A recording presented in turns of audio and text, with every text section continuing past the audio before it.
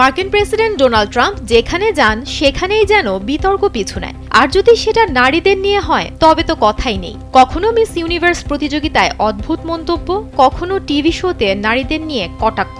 এই মার্কিন প্রেসিডেন্টকে নিয়ে আলোচনার শেষ নেই। আর এবারও ব্যতিক্রম হলো না ব্রিটেন সফরে। বুধবার হেলিকপ্টার থেকে নামতেই উইন্ডসর ক্যাসেলে প্রিন্স উইলিয়াম আর প্রিন্সেস অব ওয়েলস ক্যাথরিন তাকে স্বাগত জানান।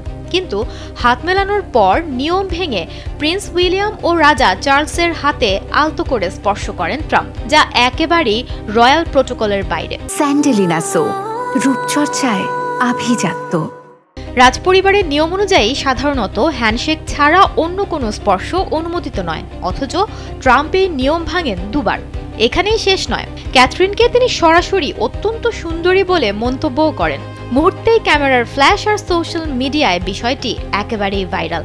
তবে এখানেই শেষ নয়, রাজকীয় আনুষ্ঠানিকতায়ও ভঙ্গ হলো প্রোটোকল।